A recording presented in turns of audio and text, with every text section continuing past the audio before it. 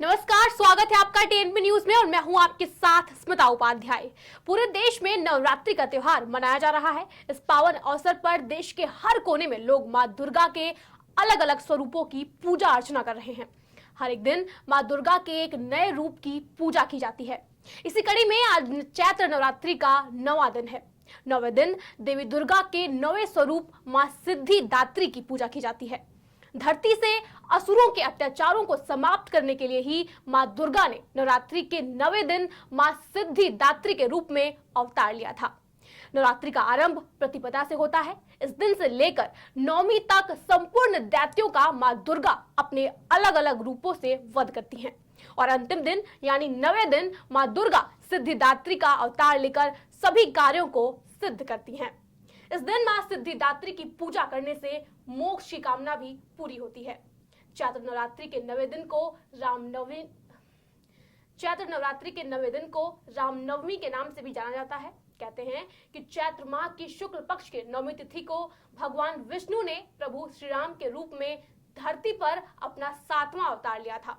तो आज हम अपने स्पेशल प्रोग्राम में मां शक्ति के 9वें रूप सिद्धिदात्री और रामनवमी के बारे में पंडित विकास पांडे जी से चर्चा करेंगे और जानेंगे कि नवरात्रि के 9वें दिन पूजा का क्या विधान है। नमस्ते पंडित जी। नमस्ते, स्वागत है आपका टीएनपी न्यूज में। तो पंडित जी, सबसे पहले आप हमको बताइए कि पूरी नवरात्रि बीत चुकी है, आज 9वां दिन है और अंतिम दिन है। तो आप बताइए कि माता सिद्धिदात्री की उत्पत्ति कैसे हुई, माता का स्वरूप कैसा है और आखिरी दिन है, तो सबसे पहले आप हमें हमारे दर्शकों को बताइए कि माता सिद्धिदात्री का स्वरूप कैसा है। जी नमस्कार।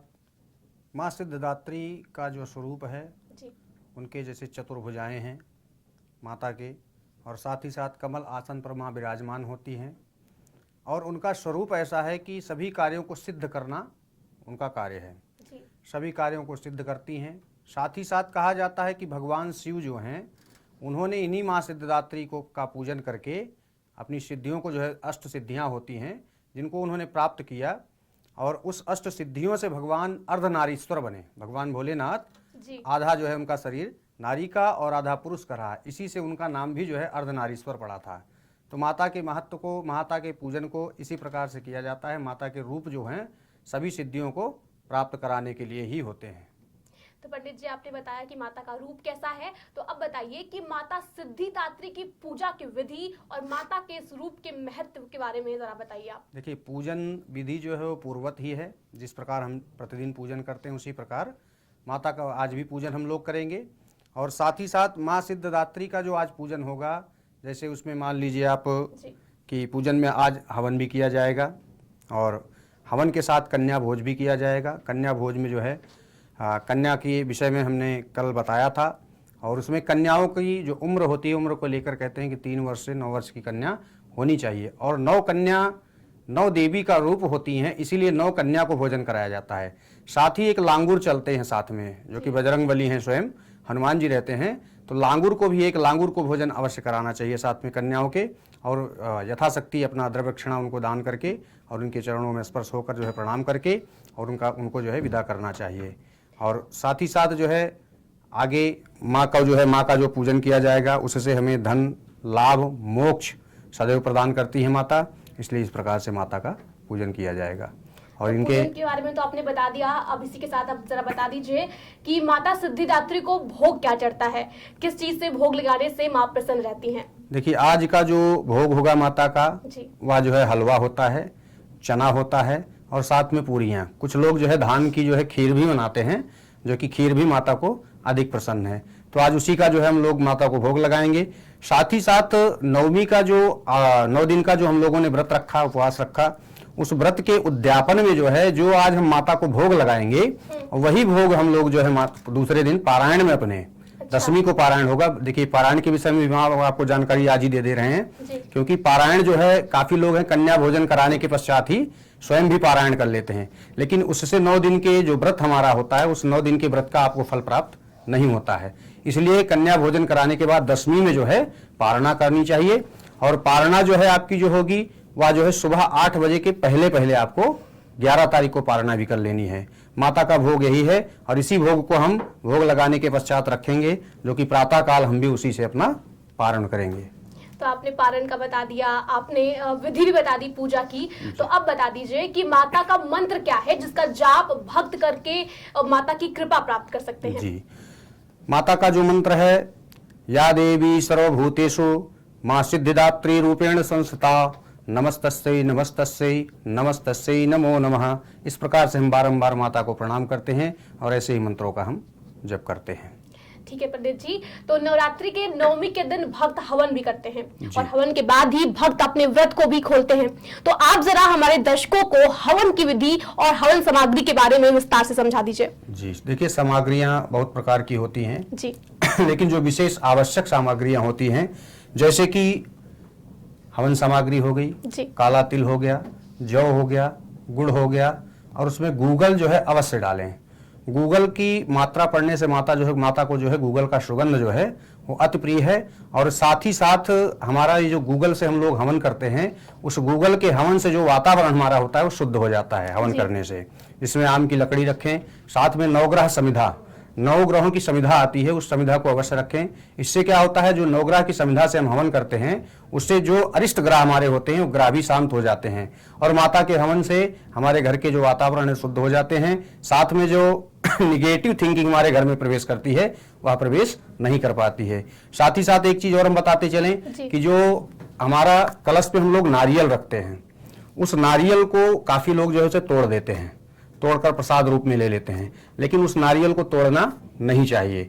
नारियल को तोड़ना नहीं चाहिए और उसे एक लाल कपड़े में या लाल चुनरी में बांधकर उसे हम अपने मेन गेट के दरवाजे पर बांध दिया करें। और अगली नवरात्रि में जब नवरात्रि हमारी पूर्ण हो तो उसका विसर्जन करके जो दूसरा हमारा कलश के ऊपर रखा नारियल होगा, उस नारियल को हम पुनः बांध देंगे। इससे जो अनैतिक शक्तियां होती हमारे गृह के अंदर जो है वह प्रवेश नहीं कर पाती हैं।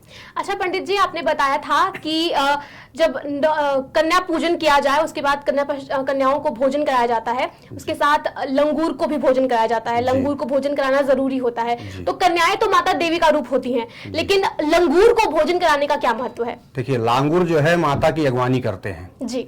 लांगूर जो है माता के साथ सदैव चलते हैं जी। लांगूर बजरंगबली हैं, जब माता गर्भ गुफा में जाती हैं तो बजरंगबली ही वहां पर खड़े होकर उनकी रक्षा करते हैं, माता की रक्षा स्वयं करते हैं।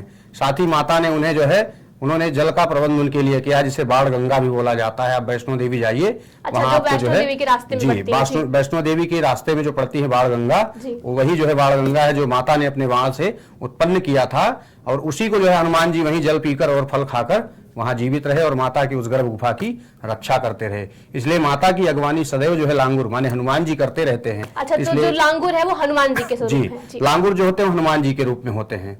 और जिस प्रकार अभी आपने कहा कि जैसे रामनवमी के विषय में बात हुई, तो आज हमारे यहाँ अवध में जो है भगवान श्री रामचंद्र जी का प्राकोटोत्सव होता है, उनका जन्म होता है। तो उनके जन्म पर सभी लोग हमारे यहाँ बहुत धूमधाम से अयोध्या में जो है बहुत बढ़िया मंगल गीत होते हैं, गान होते हैं और भगवान का जन्मोत्सव भी मनाया जाता है। साथ ही साथ हम आपको एक चीज और बता दें कि आज के ही दिन से हमारे बाबा गोस्वामी तुलसीदास जी महाराज आज ही के दिन से रामचरितमानस का जो पाठ हम लोग गायन करते हैं, उस पाठ का जो है निर्माण भी मतलब लिखना भी उस आज ही के दिन से उन्होंने प्रारंभ किया था। अच्छा पंडित जी, आपने अब हनुमान जी का जिक्र किया तो राम जी का जिक्र तो बनता ही है। तो आज के दिन को रामनवमी भी कहा जाता है। तो अब आप हमें रामनवमी के महत्व और भक्त किस तरह से भगवान श्री राम की पूजा कर उनकी कृपा प्राप्त कर सकते हैं, ये बता दीजिए। देखिए, रामचरितमानस में भगवान के जब भगवान प्रकट होते हैं तो एक गायन लिखा हुआ है छंद में, जिसे कहा जाता है भय प्रगट कृपाला दीन दयाला। ठीक, भगवान का जो प्रकट होते हैं तो हम लोग उनकी क्या करते हैं, उसी के छंद द्वारा जो है उनकी आरती करते हैं भगवान का। तो भगवान श्री रामचंद्र जी का ही आज भी हम लोग साथ साथ पूजन कर लेंगे। और इस पूजन में ज्यादा कुछ विधि नहीं है, जिस प्रकार माता जी का हम लोग पूजन करते हैं उसी प्रकार उनको भी धूप दीप, जिन घर में अगर ठाकुर जी रखे हैं जिनको लड्डू गोपाल कहते हैं, चाहे लड्डू गोपाल हो या चाहे आपके घर में अगर सालिग्राम भगवान हो, तो उन सालिग्राम भगवान की पूजा करें और उनको स्नान ध्यान करा के उनका जो पंचामृत होता है, भगवान गर्भ से जब निकलते हैं तो हम लोग सालिग्राम भगवान को ही नारायण माना जाता है।